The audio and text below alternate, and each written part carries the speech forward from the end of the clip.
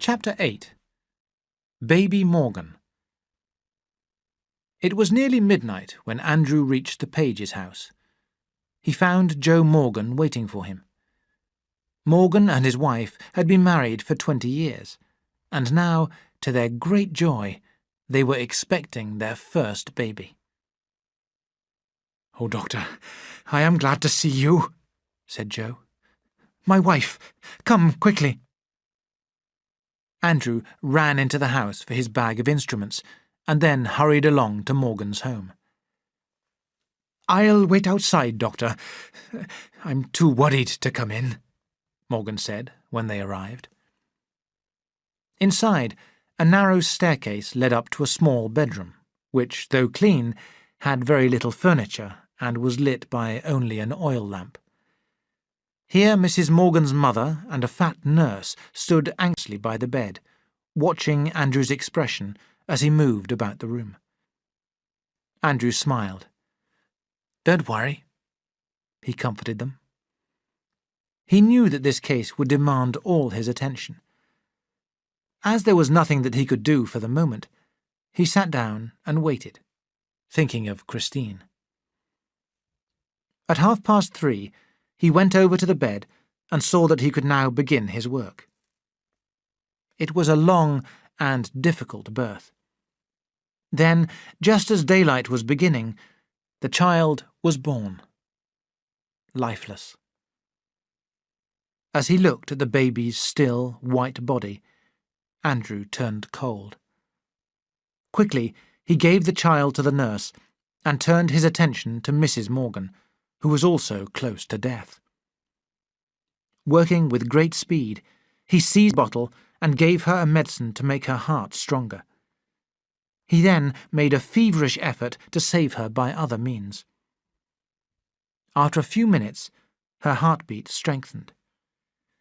Seeing that she was out of danger, Andrew turned round to the nurse and shouted, "Where's the child?" The nurse looked afraid.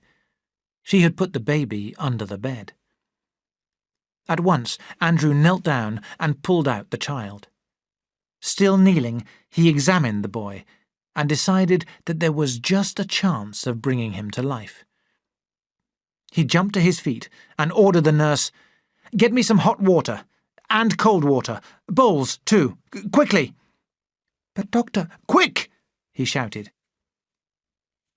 When the bowls arrived, Andrew filled one with the cold water and the other with the hot water. Working with great speed, he then placed the baby first into one bowl and then into the other. He continued this operation for 15 minutes, but the baby showed no sign of life. "You're wasting your time, Doctor," said the nurse. "It's dead." But Andrew took no notice. He put the baby into hot and cold water for another 15 minutes. Having again achieved no success, he then made a last and more determined effort, pressing on the baby's little chest, trying to get breath into its still body. Suddenly, the baby made a movement. Gradually, its white face and body began to turn pink. After a few more minutes, it started to cry. "Good heavens!" the nurse cried. It's come to life!"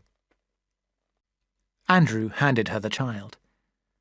He felt weak, almost faint. His dirty instruments, cloths and bowls lay in pools of water on the floor. Mrs. Morgan was asleep, not knowing what had been happening.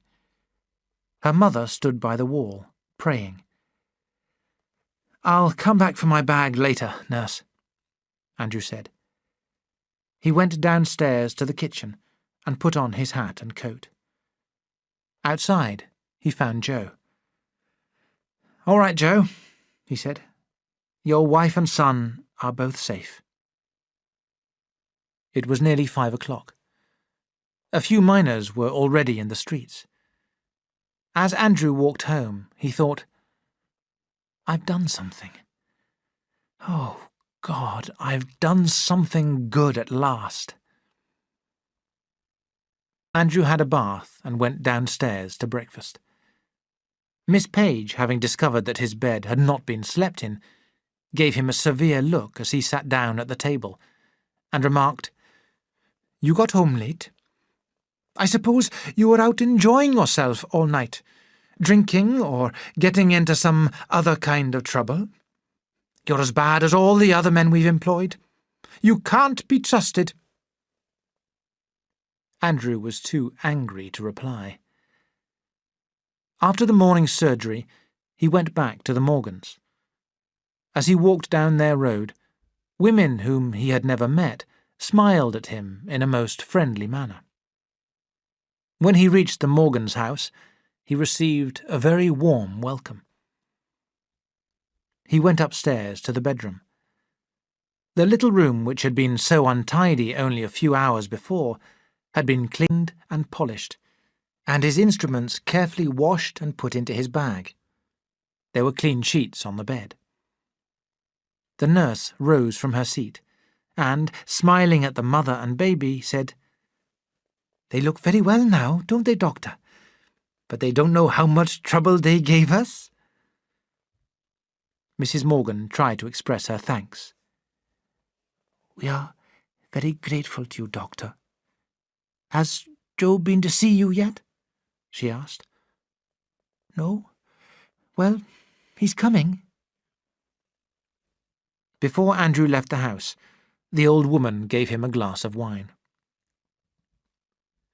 2 weeks later, when Andrew had paid his last visit of the day, Morgan, who was about to go abroad with his wife and child, called to see him. "Money can't pay for all that you have done for us, but my wife and I would like to give you this little present," he said, handing Andrew a cheque for £5.